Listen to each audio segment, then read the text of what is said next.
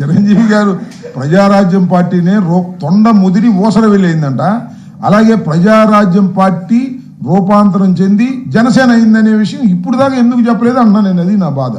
మంచిదే అన్నా తమ్ములు, అయితే రూపాంతరం చేసి ఇలా మారింది. కానీ పాపం చిరంజీవి గారు నాకు కూడా బాగా తెలుసు, చాలా మంచివాడు, సౌమ్యుడు, ఒక విధంగా రాజకీయాలకు పెద్దగా పనికొచ్చే వ్యక్తి కాదు.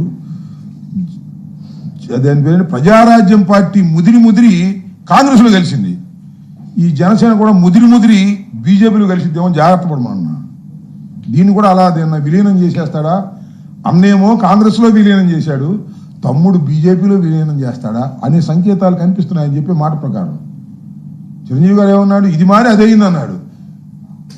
ప్రజారాజ్యం మారి జనసేన కాలేదు, ప్రజారాజ్యం మారి కాంగ్రెస్ అయ్యింది, కాంగ్రెస్లో కేంద్ర మంత్రి అయ్యాడు. అలాగే జనసేన మారి బీజేపీలోకి చేరి మరి ఆయన కేంద్ర మంత్రి అవుతాడా, ఇలాంటి సందేశం ఏమైనా ఇచ్చాడా ఒకసారి చెక్ చేసుకోమని మనం చేస్తున్నాం. బాగా ఉన్నది చెప్పానయ్యా, బాగా చెప్పండి.